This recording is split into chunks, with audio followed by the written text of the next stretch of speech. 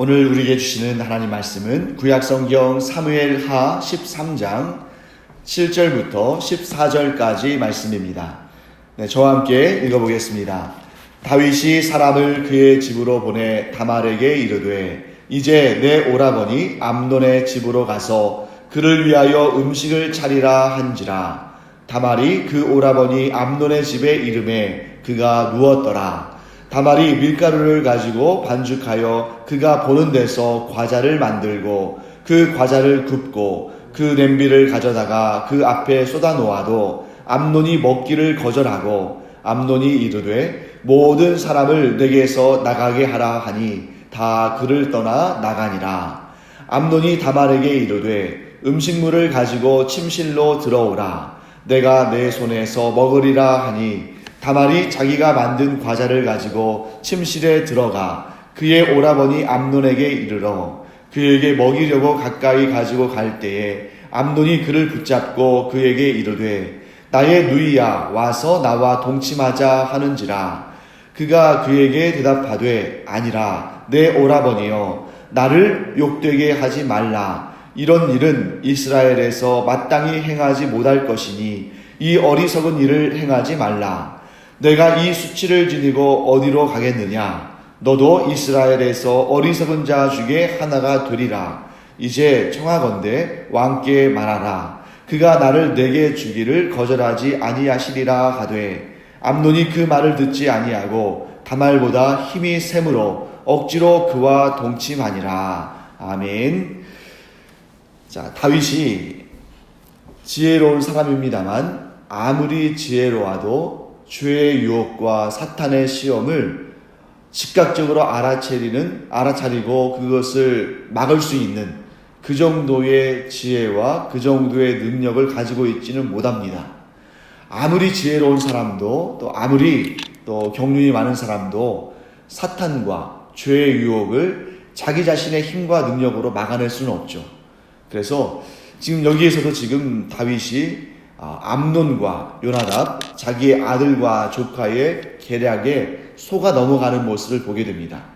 만일 이것이 암논과 요나답의 죄와 또 그 악한 생각에 그러한 어떤 올무라는 것을 다윗이 알아챘다면 아마 지금 이렇게 자기의 딸 다말에게 자기 그 오라버니 암논의 집에 가서 그에게 음식을 차려주라고 말하지 않았겠죠. 지금 다윗은 자기가 지금 속임을 당하고 있다는 것을 알지도 못한 채 이렇게 다말을 암논의 집으로 보내는 정말 나중에 후회하고 또 후회할 일을 하게 됩니다. 또한 다윗은 암논에게 각별한 애정을 가지고 있었기 때문에 그의 청을 거절하지 못하고 그의 말을 그대로 믿고 따랐던 것으로 보이기도 합니다. 왜냐하면 암논은 다윗에게 있어서 장자였습니다. 그리고 별 문제가 없는 이상 암논은 이제 다윗의 뒤를 이어서 이스라엘의 왕이 되겠죠. 그래서 다윗에게 있어서 암논은 특별한 왕자였다 하는 것을 우리가 알 수 있습니다. 자, 아버지 다윗의 뜻에 순종해서 다말은 암논의 집에 가서 정성껏 밀가루를 반죽해서 과자를 만들었습니다. 그리고 암논이 먹을 수 있도록 차려놓았죠. 물론 다말에게 있어서 암논은 오라버니지만 즉 오빠이지만 그럼에도 불구하고 그렇게 친근하고 또 육체적인 접촉이 아무 문제가 없을 정도로 가까운 사이는 아니었을 것으로 보게 됩니다. 물론 이 다말에게 있어서 압살롬과 같이 자기와 어머니와 같은 친오빠라면 별 문제가 없었겠습니다만 암논은 어머니가 다른 이복 남매지간이고 그렇기 때문에 좀 거리를 두는 그런 모습을 볼 수 있겠습니다. 그런데 지금 암논은 아주 과도한 요청을 하고 있죠. 암논이 다말이 만든 그 음식을 먹기를 거절했고 또 주변에 있는 사람들을 다 밖으로 나가라고 내보냈습니다. 그런 다음에 다말에게 자기의 침실로 들어오게 했고 사실은 다말의 손으로 음식을 먹여주기를 청하는 것처럼 보였지만 실질적으로는 같이 동침하자고 이렇게 죄를 저지르는 그런 모습을 보게 됩니다. 만약 이 순간에 다말에게 분별력이 있었다면 눈치를 채고 이 암논이 다른 사람들, 곧 자기의 시종들이겠죠. 이 시종들을 물러가게 할 때에 만일 다말에게 좀 분별력이 있고 지혜가 있었다면 어떤 핑계를 대서라도 자기도 암논과 단둘이 있는 상황을 피하려고 했을 겁니다. 그런데 다말은 그렇게 하지를 못했죠. 자, 그러면 여기에서 우리가 굉장히 조심스러운 질문 하나를 해야 됩니다. 그러면 여기에서 다말이 지혜롭게 그 자리를 피하지 못했기 때문에 다말에게도 잘못이 있다고 할 수 있을까? 간혹 우리 사회에서는 이제 이 성폭력이나 성추행을 당한 그런 피해자가 있을 때, 또는 뭐 집단 따돌림이나 또 폭행을 당한 피해자가 있을 때 이렇게 이런 말을 하는 경우를 간혹 보게 됩니다. 자, 뭐라고 말하냐면 네가 좀 더 조심하지 그랬니? 좀 더 분별력 있게 지혜롭게 행하지 그랬니? 그렇게 했더라면 네가 이런 피해를 당하지 않았을 텐데 조금 더 조심하지 그랬니? 하고 그런 식으로 말하는 경우가 있는데 그것은 굉장히 좋지 못한 태도입니다. 그리고 성경적이지도 않습니다. 여러분, 오늘 이 사건뿐만 아니라 우리 바로 이 이전에 어떻게 보면 좀 데칼코마니처럼 이와 비슷한 사건이 있었죠. 바로 암논의 아버지 다윗의 일입니다. 다윗이 강제적으로 밧세바를 범했을 때에 그 내용들을 우리가 쭉 살펴봤죠. 그런데 그 어떤 경우에도 성경은 밧세바에게 잘못이 있다고, 밧세바에게도 죄의 원인이 있다고 말씀하지 않으십니다. 그러니까 성경은 이런 죄의 문제가 있을 때 전적으로 이 악한 마음을 품고 악한 일을 행한 그 죄인에게 죄를 물으시지 결코 당한 사람에게, 피해자에게, 상대적으로 힘이 약한 자에게 너에게도 잘못이 있다, 너에게도 문제가 있다라고 말씀하지 않으신다는 것입니다. 그렇기 때문에 하나님께서 이 다윗과 밧세바의 그 관계 속에서 피해자인 밧세바에게 죄를 묻지 않으실 뿐만 아니라 그 밧세바가 위로를 얻게 하시고, 그리고 이 밧세바에게 다윗의 뒤를 이을 솔로몬을 주심으로 말미암아 오히려 밧세바를 위로하시고 오히려 밧세바에게 더 복을 주시는 모습을 보게 됩니다. 그러므로 오늘 이 본문에 있어서 우리는 조금이라도 다말에게 왜 이렇게 조금 분별력 있게 했으면 네가 이렇게 해를 당하지도 않고 암논도 죄를 저지르지 않았을 텐데 왜 이렇게 분별력 없이 지혜롭지 못하게 조심스럽지 않게 이렇게 행했느냐 라고 우리는 말할 수 없다는 것이고, 그것이 바로 성경이 우리에게 알려주시는 방법입니다. 그래서 앞으로도 지금 계속 성경은 이 죄의 원인이 암논과 그의 죄를 부추긴 계략을 짜낸 요나답에게 있다고 말씀하시지 결코 다말에게 죄의 원인이 있다고 말씀하지 않으십니다. 물론 이 안타까운 사건 이후에 다말은 자기의 오라버니 친오빠죠, 압살롬의 집에서 처량하게 지내지만 여러분, 암논의 죄에 대해서는 하나님께서 죽음으로 심판하시는 모습을 보게 됩니다. 자, 하나님은 죄와 악에 대해서 반드시 응징하시죠. 그러면 암논의 죄에 대해서 반드시 응징하신, 심판하신 하나님께서 다말을 그냥 가만 놔두셨을까? 저는 그렇지 않다고 생각합니다. 다말이 비록 이제 이후에 뭐라고 기록되어 있냐면 자기의 오빠 압살롬의 집에서 처량하게 지냈다라고만 기록되어 있습니다만, 그리고 그 이후에는 어떤 일이 발생했는지 우리가 알 수 없습니다만, 암논의 죄에 대해서 반드시 응징하셨던 하나님, 또 다윗의 죄에 대해서도 그 죄값을 치르게 하신 하나님, 그런데 피해자 밧세바에게는 솔로몬을 주셔서 위로하신 하나님께서 다말에 대해서도 우리가 정확히 알 수는 없지만 분명히 하나님께서는 그 다말의 고통에 대해서 눈을 감지 않으시고 분명히 다말을 위로하시고 그를 격려하신 그런 역사가 있었을 것이라고 우리는 이 성경의 전체적인 흐름을 통해서 알게 됩니다. 그러므로 우리는 이 사회의 범죄에 있어서 피해자의 입장에서 그를 위로하고 그에게 은혜를 베푸는 하나님의 방식을 따라야지 어떤 경우에도 범죄자의 편에 서서 피해자를 책망하거나 비난해서는 안 됩니다. 혹 우리 사회에 그러한 모습들이 보인다면 우리 그리스도인들, 하나님의 자녀들이 먼저 앞장서서 이 피해자의 인권을 보호하고 그를 긍휼히 여겨야지, 이렇게 장난 삼아라도 피해자에게 그의 책임을 묻거나 그에게도 문제가 있다고 말하거나 하는 그러한 말을 하거나 생각을 가져서는 안 된다 하는 것을 우리는 이 말씀을 통해서 또한 배우게 됩니다.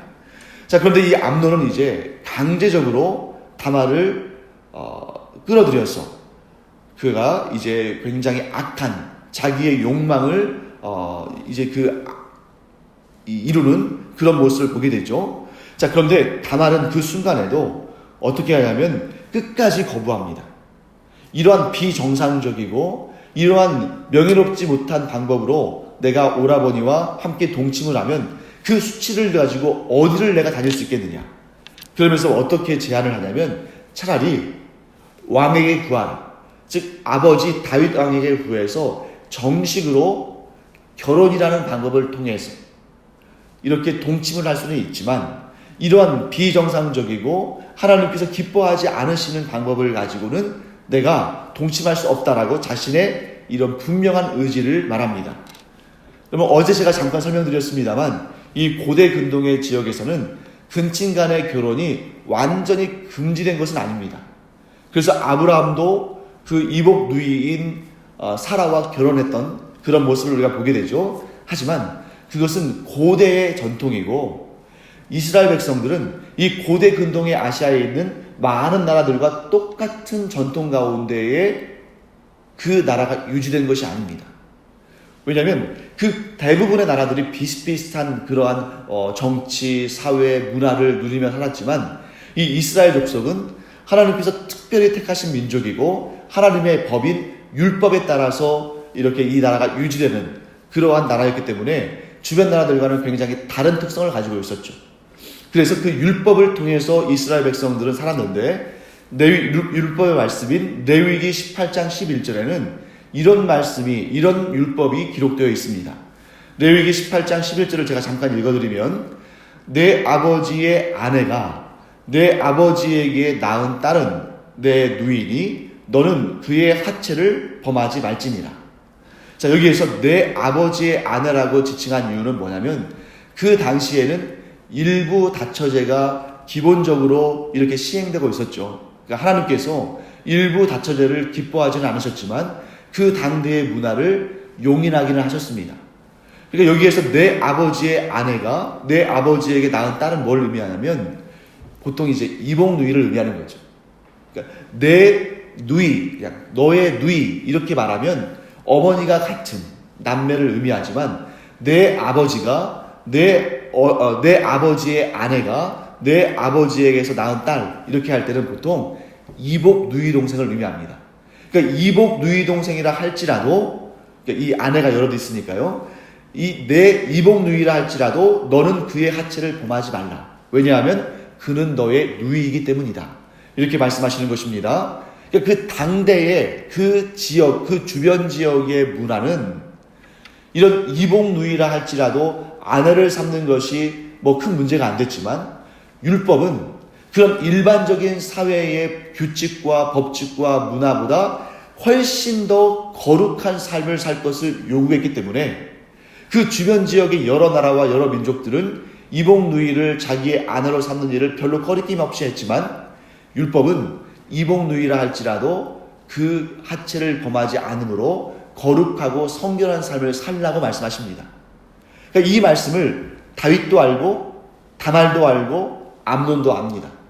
그럼에도 불구하고 다말은 지금 뭐라고 말하냐면 율법은 이렇게 말씀하시지만 나의 오빠 이 오라비 암논이 도저히 그 욕정을 참을 수가 없다면 나와 함께 동침하기를 간절히 원한다면 이런 방식이라도 취하자. 율법은 이복 누이라 할지라도 그 하체를 범하지 말라고 하지만 네가 못 참겠거든. 이러한 방식이라도 취해서 나의 명예를 지켜달라. 내가 수치스럽지 않게 해달라. 라고 요청하는 것입니다. 그런데 암논은 그 요청마저도 묵살해버렸죠. 사랑하는 성도 여러분, 이 본문이 오늘 우리에게 말씀하시는 것은 뭐냐면 자기의 힘과 능력을 다른 이들의 그 명예와 수치를 가리는 일에 사용해야지 이렇게 다른 이들이 수치를 느끼게 하고 고통을 느끼게 하는 일에 힘과 권력을 사용하는 것을 하나님은 매우 싫어하신다 하는 것을 오늘 본문은 분명히 말씀해 주시고 있습니다. 어떤 이는 자기의 힘과 능력과 권세를 다른 이들의 명예와 다른 이들의 생명을 지키는 일에 사용해서 하나님께 의롭다 칭찬을 받고 하나님의 상을 받는 인생이 있는 반면에, 여기에 나오는 암논은 자기의 힘을 다른 이의 수치를 당하게 하는 일에 사용함으로 말미암아 하나님의 책망을 얻고 죄의 대가를 치러야 됩니다. 그럼 여기에서 다윗과 암논의 죄를 우리가 살펴보게 되는 거죠. 여러분, 다윗도 그의 아들인 암논도 비슷한 죄를 하나님 앞에 짓게 됩니다. 자, 다윗은 어떤 죄를 지었습니까? 왕으로서의 권세를 가지고, 왕으로서의 힘을 가지고 유부녀인, 더군다나 자기의 충성스러운 신하인 우리아의 아내인 밧세바를 억지로 동침하게 함으로 그녀의 수치가 되게 했습니다. 자기의 이 왕으로서의 권세를 밧세바의 수치를 드러내는 일에 사용한 것이죠. 또한 암논은 어떻습니까? 오늘 이 본문의 말씀의 끝부분을 보면 암논이 다말보다 힘이 세기 때문에 그녀와 강제적으로 동침했다고 기록되어 있죠. 다윗은 왕의 권세를 가지고 밧세바를 고통스럽게 했고, 오늘 이 본문에서는 암논은 자신의 육체의 힘을 가지고 자기의 누이 동생인 다말을 고통스럽게 했습니다. 자기가 원하는 것을 얻기 위해서 자기의 권력을 이용하고 자기의 육신의 힘을 이용해서 범죄를 한 것입니다. 여러분, 다윗에게 왕의 권세를 주신 것은 하나님께서 다윗을 사랑하셔서 그에게 힘을 주시고 그에게 능력을 주신 것이죠. 또한 암논도 육신의 건강과 육신의 힘을 가진 것은 하나님의 은혜입니다. 하나님께서 은혜로 다윗에게 왕의 자리를 주셨고, 하나님께서 은혜로 암논에게 육신의 힘을 주셨습니다. 그렇다면 그들은 하나님께로부터 받은 이 은혜, 하나님께로부터 받은 은혜의 권력과 은혜의 힘을 하나님께서 기뻐하시는 일에 사용해야 되는데, 그들은 반대로 하나님께서 싫어하시고 하나님께서 가증히 여기시는 일에 그 권력과 힘을 사용했습니다. 우리는 여기에서 분명히 이런 깨달음을 얻게 됩니다. 하나님께서 주신 은혜를, 하나님께서 주신 권세를, 하나님께서 주신 힘을 하나님께서 기뻐하시는 일, 방금 전에 우리가 이 말씀 나눴죠. 하나님께서 기뻐하시는 일은 사람의 생명을 살려주고 사람의 명예를 보존해주고 사람이 수치를 당하지 않도록 하는 일, 이것이 하나님께서 기뻐하시는 일입니다.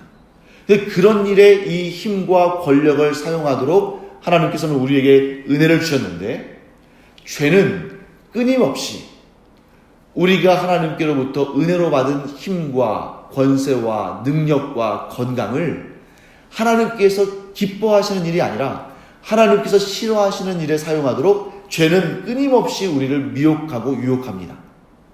결국 다윗도 또 그의 아들 암논도 이 죄의 유혹에 넘어가서 밧세바와 다말을 수치스럽게 하고 그들의 명예를 지켜주지 않고 도리어 그들이 정말 최악의 고통을 당하는 그러한 일을 다윗도 암논도 저지르게 됩니다.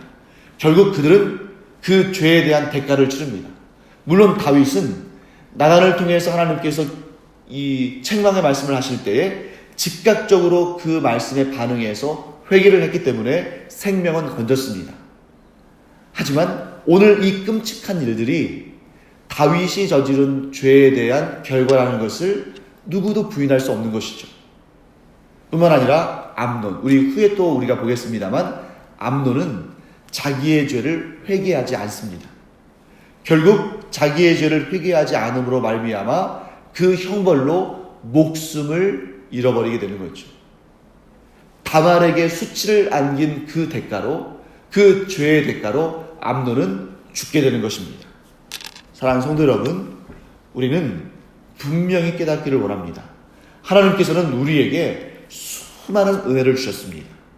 우리에게 건강도 주셨고, 우리에게 재산도 주셨고, 우리에게 가정도 주셨고, 우리에게 산업도 주셨고, 우리에게 기업을 주셨습니다.